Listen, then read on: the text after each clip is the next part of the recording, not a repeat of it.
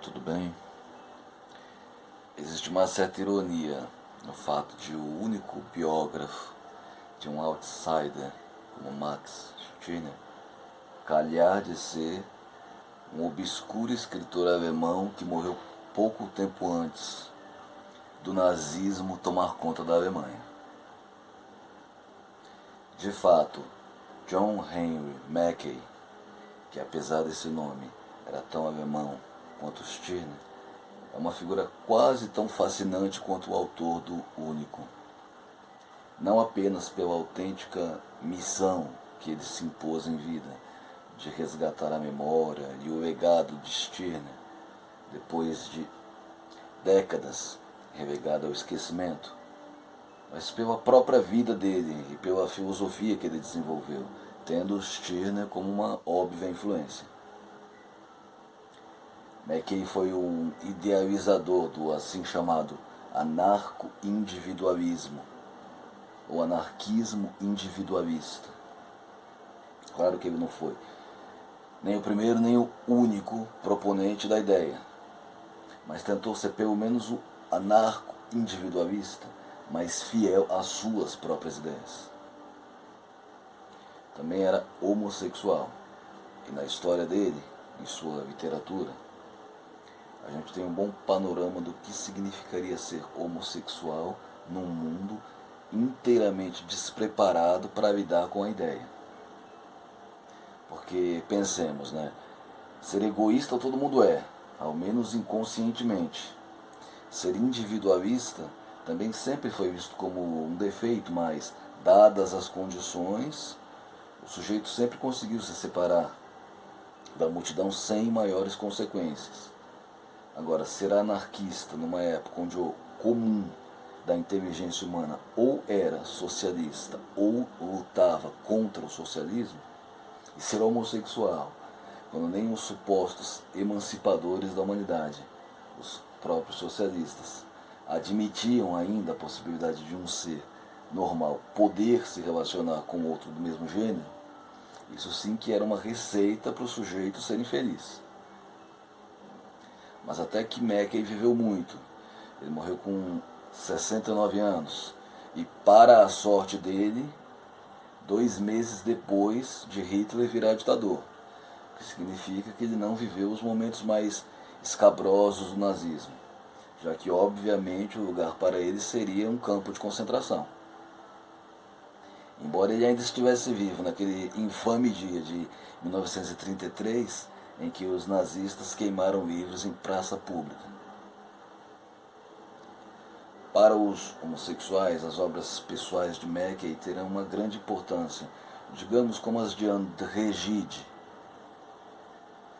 Com a diferença que, ao contrário do escritor francês, prêmio Nobel, que era pública e abertamente homossexual, todo mundo sabia que ele era gay, Mackay escrevia suas obras em que fazia apologia da pederastia, como era chamado o homossexualismo masculino antigamente, sob pseudônimo, com a sugestiva alcunha de Livros do Amor Sem Nome. A filosofia anarquista do Mackay está esposada na obra mais famosa da carreira dele, chamada Os Anarquistas, de Anarchisten, uma obra que, de tão interessante e historicamente relevante, merece uma tradução brasileira. De novo, só ouvi falar de uma edição portuguesa. Talvez, me prontifique a traduzir essa obra também um dia.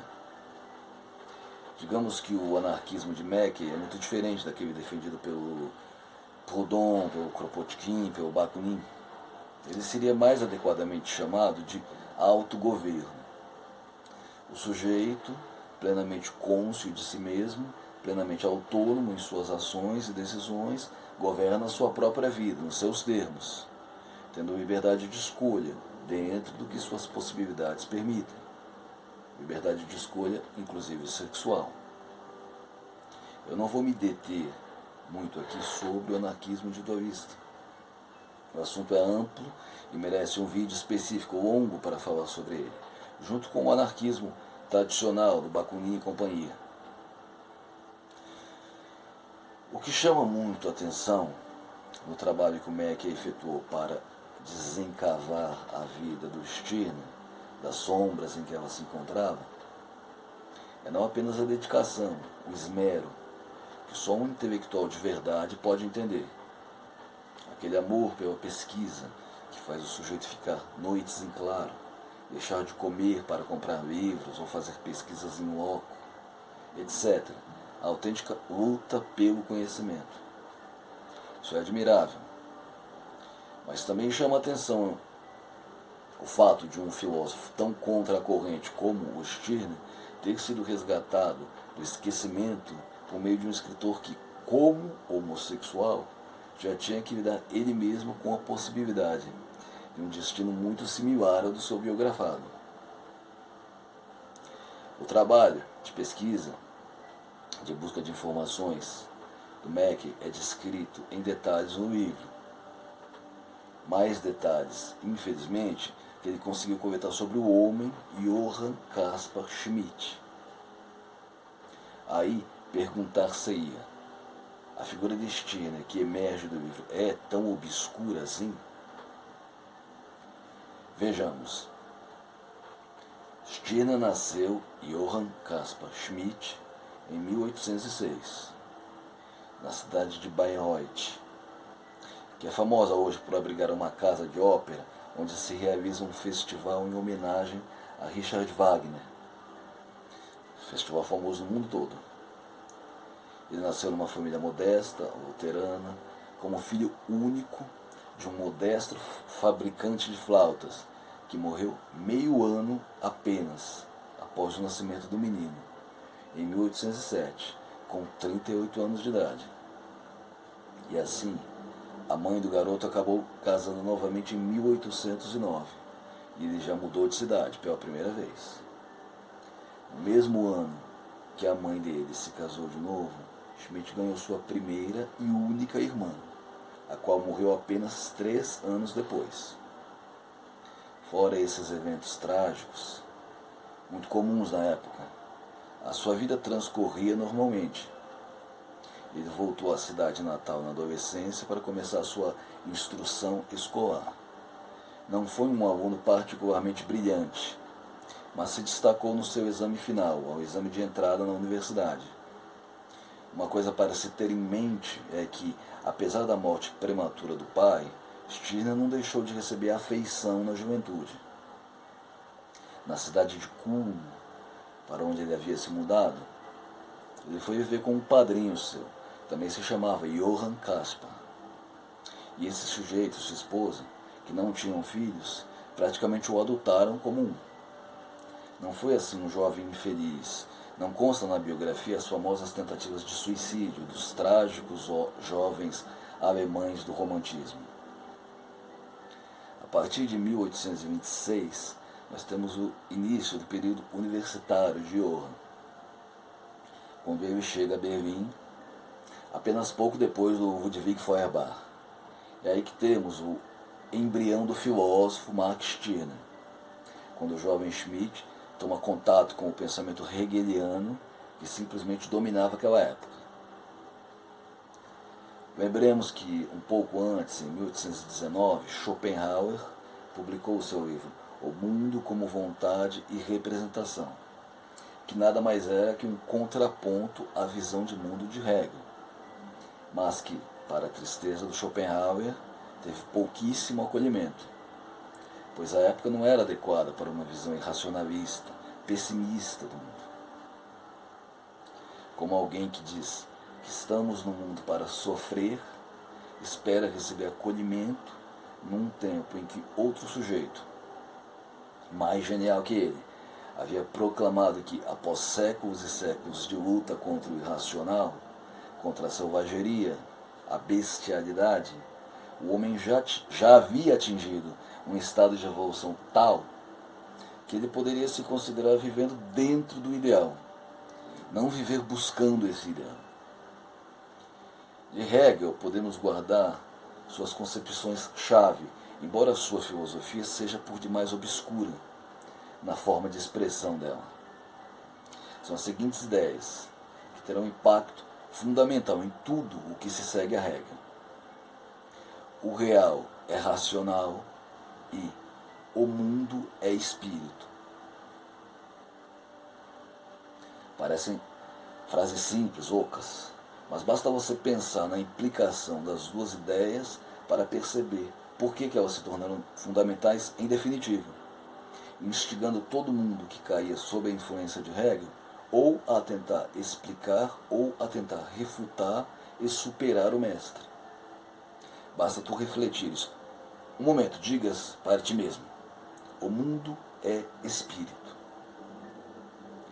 Porque a frase vai invocar em ti tanta coisa, tudo na vida humana entra numa sintonia tão perfeita, que é quase uma epifania condensada numa única frase.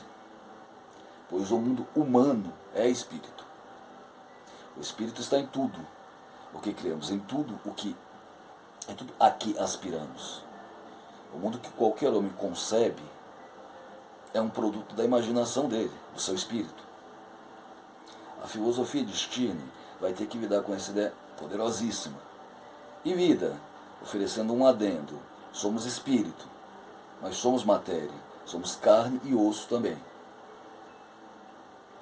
Tão fundamental quanto essa ideia é a noção da racionalidade do real. Dito em linguagem simples, a razão é um meio eficaz e convincente o suficiente para explicar as coisas que existem. Tudo o sujeito percebe como real, como existente, como verdadeiro. Tudo isso é a sua razão que apreende.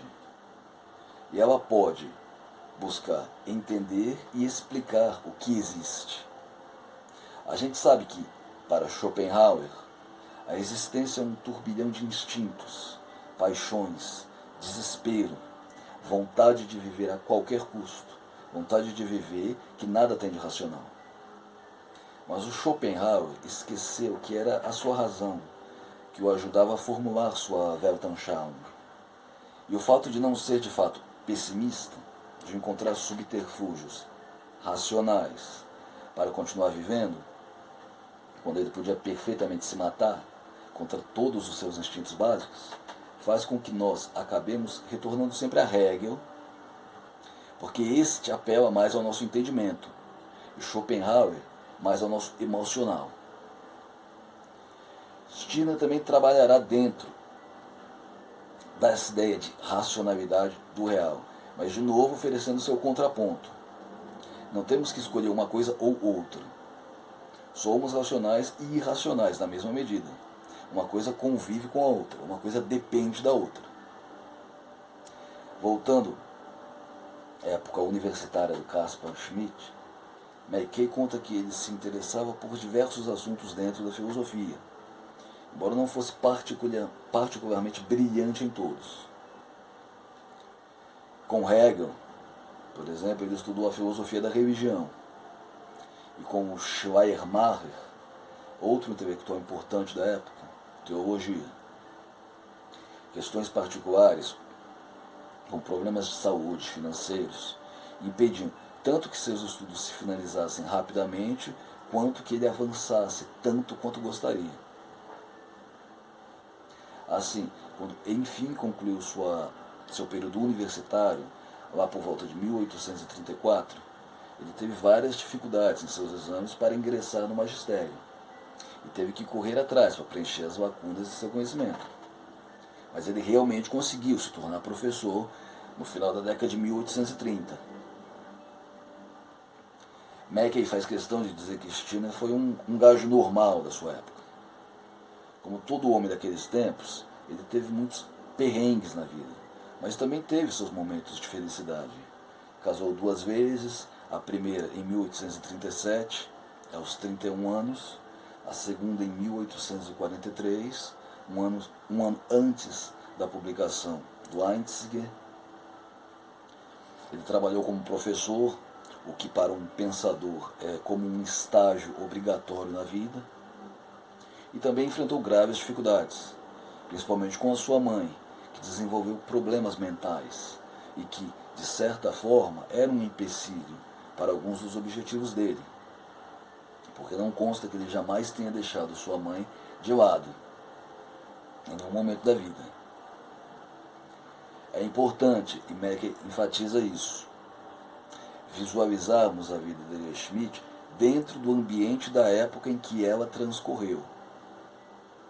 Para ter uma ideia, O Único foi publicado em 1844, mas só 4 anos depois, em 1848, aquilo que se chama Primavera dos Povos varreu a Europa, uma época de revoluções em toda parte, e a Alemanha não escapou disso.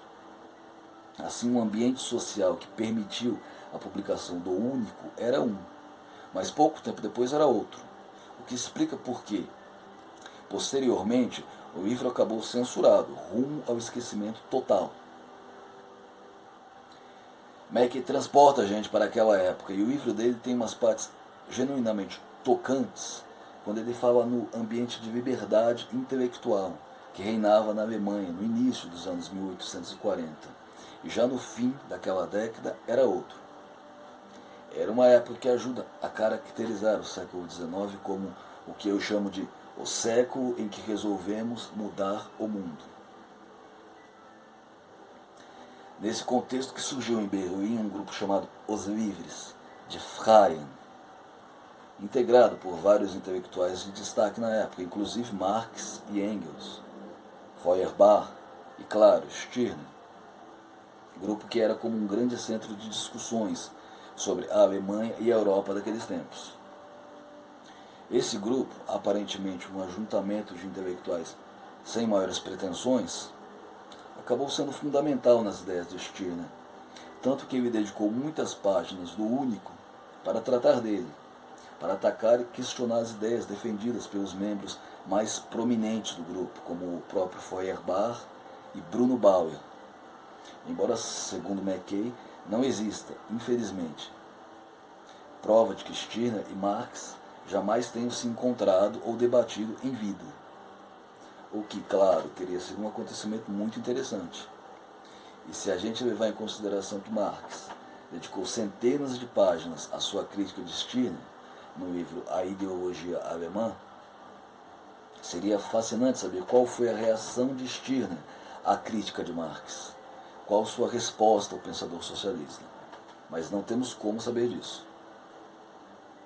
Seja como for, os livres, Stirner entre eles, se beneficiaram longamente, discutiam e teorizavam, aproveitando-se basicamente dos desdobramentos do pensamento hegeliano. Por isso, habitualmente também são chamados de jovens hegelianos de esquerda. A ideia da racionalidade do real implica, necessariamente, que a existência humana pode ser compreendida, esmiuçada, e que as condições sociais do homem podem ser perfeitamente analisadas, sem maiores temores de represálias ou de estar incorrendo num desafio das determinações de Deus, como o pensamento dogmático antigo poderia alegar. O homem não se sentia mais impedido de raciocinar, de questionar, e isso gerava um sem número de discussões que podem parecer supérfluas hoje, mas naquela época era uma revolução. Também a ideia que o mundo é espírito tem implicações diretas e será reinterpretada por cada pensador pós-hegeliano de modos os mais diversos. Hegel, por exemplo, defendia abertamente o Estado prussiano como um exemplo de perfeição insuperável, algo que já representava o aperfeiçoamento máximo a que uma forma de governo poderia chegar na Terra. Marx iria se opor a isso, defendendo que o espírito do homem pode e deve usar o Estado como um meio, nunca como um fim, para chegar a um Estado, esse sim ideal, em que todos os homens sejam igualmente livres, e que nunca ocorreria se as coisas permanecessem sempre tais quais eram. Mas tal ideia de Marx só era possível dentro da concepção hegeliana de que o espírito é tudo, está em tudo no que se refere ao homem, pois é através do espírito que o homem concebe o ideal, um estado de coisas diferente, onde sua situação seja diferente da situação presente. Stirner também vai precisar dessas ideias de Hegel para formular a sua Weltanschauung. E o único, assim como o ideal utópico de Marx, dependerá essencialmente da posição fundamental que o espírito desempenha na existência humana. Como eu disse, com as revoluções que varreram a Europa e a Alemanha no ano de 1848, tais discussões entraram em xeque, e a visão de mundo hegeliana foi importante, seja na manutenção do status quo, de quem defendia que as coisas permanecessem quais eram, seja na tentativa de mudanças sociais profundas, motivadas especialmente pelos socialistas. Mas como entrar em detalhes sobre esse período e a luta pela unificação alemã me desviaria do foco, e este não é um canal de história, eu vou me ater ao tema, a importância que essas revoluções tiveram na vida dos livres de Stirner. Segundo Mackey, quando os intelectuais integrantes do Círculo dos Livres se viram pressionados a ou manter sua posição de eterno questionamento, de insurgência contra o status quo, ou a se juntarem às fileiras dos rebeldes esquerdistas, muitos preferiram deixar de lado suas convicções anteriores, não aderir ao movimento socialista e simplesmente aderir à defesa do Estado prussiano. No caso do Estado alemão, né? Porque pouco depois a Alemanha foi unificada. Aí ele enfatiza que Stirner nunca mudou de lado. No jargão moderno, ele nunca se vendeu. Quando percebeu que sua crítica implacável ao Estado prussiano, alemão, era incompatível com uma posição dentro dele, renunciou a seu ofício de professor dentro do Estado e nunca mais exerceu qualquer cargo público. Isso acabou o colocando numa sucessão de perrengues, porque ele não se firmava em trabalho algum. E ademais também era crítico do livre mercado, o que choca alguns quando sabemos que ele tentou pedir empréstimos para sobreviver. Aqui ele fala detalhadamente sobre as circunstâncias da publicação do Einzig e da reação ao livro entre os livres e na opinião pública em geral, sendo que o livro causou, a princípio, um enorme impacto em quem quer que lia, seja por sua crítica implacável ao Estado, seja pela postura independente, crítica, mas ao mesmo tempo não desnecessariamente polêmica de Stirner. Os próprios pensadores mencionados por Stirner, como Brunbauer, Feuerbach, expressaram seu desagrado, seja em pessoa, seja através da imprensa. Acima de tudo, a visão geral que o livro ocasionou era que Stirner se equivocava ao criticar o Estado dentro do Estado, dentro da estrutura do Estado, usando a imprensa, aproveitando-se da liberdade de expressão, usando os meios disponíveis para divulgar o livro, etc., quando deveria fazer aquilo de modo inteiramente independente, se quisesse ser respeitado. É evidente que pouquíssima gente, à época, compreendeu as ideias do livro, que era radical demais até para os padrões de contestação de Marx e companhia. Tanto que o próprio Marx teve que escrever uma crítica gigantesca a Stirner e ao seu livro na obra A Ideologia Alemã. O livro era demais até para ele, o mártir dos revoltados.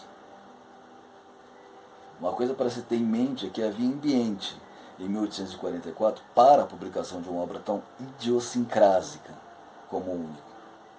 Talvez, em 1850, isso nunca fosse possível. Stirner, como todos os outros, também era produto de sua época, de um contexto social e histórico específico. Após estar algum tempo em evidência, graças à publicação do livro, e dessas discussões que ele ensejou, especialmente no meio dos livres, Stirner caiu no mais profundo esquecimento. Tanto que o seu túmulo sequer tinha uma lápide, lembrando quem ele foi, a pessoa que ele foi. A obra foi posteriormente censurada. e caiu no quase completo esquecimento, mesmo porque Stirner não tinha adeptos, seguidores. Nem podia ter, porque isso contrariaria suas próprias ideias. E também porque depois da época das revoluções tivemos muitas mudanças na Alemanha, sendo que até os planos dos socialistas de derrubar o Estado nunca tiveram êxito ali. Então é óbvio que uma crítica contundente ao Estado nunca teria muita guarida no ambiente social pós-1848. Com a reunificação, o Estado alemão ficou muito mais forte do que antes. O último trabalho de cunho intelectual associado com Stirner se chama A História da Reação, Geschichte der Reaktion, publicado em 1852, 4 anos antes dele morrer. Como o nome sugere, trata da reação do poder às insurreições que ocorriam na época, desde a Revolução Francesa, na verdade. Mas esse não é um livro de Stirner propriamente dito, mas uma espécie de compilado de textos de terceiros que ele apenas organiza, escrevendo a introdução.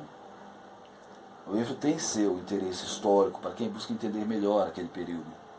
Mas, claro, para mim teria muito mais valor se fosse o próprio Stirner contando a história da reação com suas palavras, dentro da sua ótica. E ele ainda tinha planos de lançar uma espécie de grande dicionário acadêmico, mas ele não encontrou nenhum editor que bancasse essa ideia. Assim, os seus últimos anos foram pungentes. Embora a gente tenda a achar que um sujeito morrer com 50 anos é muito cedo, o fato é que, se vivesse mais, Stirner teria terminado seus dias esmolando nas ruas. Ele era firme com suas próprias ideias, nas palavras de Mackay, um egoísta plenamente cônscio do fato de ser um egoísta, tendo perfeita ciência que, para viver confortavelmente, teria que abdicar não apenas do seu sistema, mas da própria racionalidade, porque o modo incisivo com que enxergava a realidade não lhe permitia se iludir, nem mentir sobre o que os homens fazem e são. A leitura da biografia permite que se ganhe um entendimento mais completo sobre o egoísmo de Stirner, o tipo de egoísmo que ele defendia, embora os dados sobre o homem e a pessoa sejam incompletos.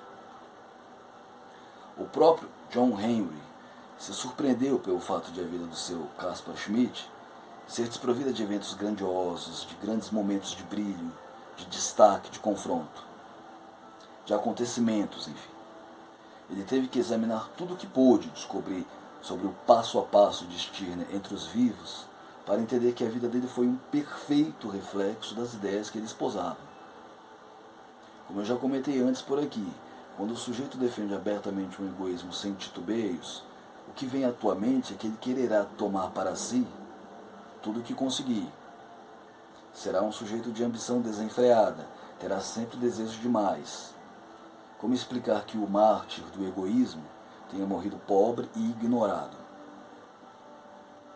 Aí poderíamos pensar na discrepância que conhecemos entre as ideias defendidas por certos pensadores e sua vida real.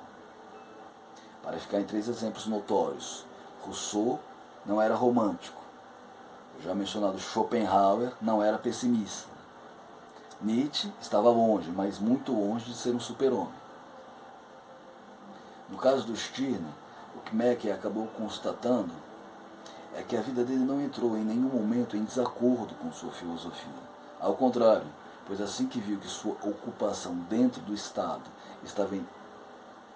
ia na contramão da sua crítica ao mesmo, ele renunciou ao seu trabalho, mesmo correndo o risco de ficar sem ter o que comer. Como o filósofo nunca defendeu um egoísmo irrestrito, uma volta ao primitivismo, tipo tomar tudo à força, o que se precisa para si, mas sim o egoísmo como mote fundamental da conduta humana, seja você rico ou pobre, seja um influenciador, milionário ou um mendigo, você sempre permanece sendo um egoísta. O motivo da separação de Stirner da sua segunda esposa, segundo ela, é que Stirner malgastou toda a fortuna que ela trouxe como dote para o casamento. Segundo ela, Stirner só pensava em si. Até aí é o que esperamos de um egoísta. Embora no livro Mackey entre em outros detalhes, que seria desnecessário mencionar aqui. O fato é que a imagem que ele fornece de Stirner era de um sujeito low profile, mas que não se envergonhava de aproveitar a vida quando podia, quando as circunstâncias permitiam, e principalmente vivia o momento, vivia o dia a dia. Assim, se ele estava bem resolvido financeiramente num dia, ele aproveitava a vida. Se estava sem um tostão, se virava como podia, fazendo traduções, fundando pequenos negócios, até tentando empréstimos. Sendo que, segundo Mackey, o único prazer na vida da qual ele fazia questão era fumar charuto. Stirner morreu com apenas 49 anos, tendo ficado doente de repente, segundo consta, de uma picada de inseto, mas o Mackey não confirmou essa informação. O que ele apurou em suas pesquisas é que Stirner, apesar das dificuldades financeiras, não estava infeliz ou deprimido à época. Na verdade, ele se sentia saudável e contava até chegar à velhice. Mas como se sabe, naquele tempo qualquer mínima infecção, no caso, carbúnculo, podia representar a morte de um sujeito. Ainda segundo o biógrafo, ele não renegou nenhuma das ideias que defendeu em vida até o momento de sua morte. Para alguns, Mackey idealizou a imagem de Stirner, passando pano para os defeitos do filósofo, por exemplo, nos seus problemas em sua relação com a Marie Denhart, a segunda esposa, que para Mackey nunca tinha entendido o marido e era a culpada pelo divórcio. Eu li o texto do Mackey com toda atenção e posso garantir que ele faz tudo possível para não idealizar o Stirner, para apresentá-lo como um homem de carne e osso, um homem como qualquer outro. A única coisa que ele fez questão de repetir várias vezes é que Stirner viveu de acordo com o que acreditava. Claro, ele admirava o cara, então fala dele como o maior pensador do século XIX, mas qualquer um que admira Marx ou Nietzsche vai dizer a mesma coisa. Mackey sabia que, se ele estivesse endeusando o Stirner, estaria indo na contramão do que o próprio filósofo escreveu no Único, e isso seria um contrassenso completo. Por isso eu, que a princípio temi que Mackey iria transformar Stirner num guru pós-moderno, acabei gostando do seu livro. Tanto que resolvi conhecer sua obra literária, as suas ideias também. O que cansa no estilo do Mackey é ele entrar às vezes em muitos detalhes que podem ser enfadonhos. Mas, se a gente parar para pensar, eles acabam sendo interessantes, imprescindíveis até, para dar um contexto melhor da época, do que ele está falando. Os alemães, os escritores alemães, pensadores alemães, são muito detalhistas, né? Eles gostam de dar detalhes, explicar detalhadamente do que ele está falando, para que ninguém possa acusá-los de serem levianos, superficiais. Por essa razão, eu decidi fazer uma tradução também dessa biografia, que não tem até agora nenhuma edição em português. Assim, como uma tradução leva tempo, são meses para traduzir o texto, também revisá-lo depois, eu não estarei postando nada aqui neste canal no futuro próximo. Mas esse canal não vai morrer. Talvez futuramente ele se torne um canal para falar de egoísmo e individualismo em geral, não apenas sobre o Stirner. De qualquer forma, ainda que eu não poste nenhum vídeo nos próximos meses, o canal não acabou. No máximo está em modo de espera. Eu vou continuar postando textos sobre as minhas ideias, mas isso no meu blog, cujo link você pode acessar na descrição do vídeo. Obrigado por tua atenção.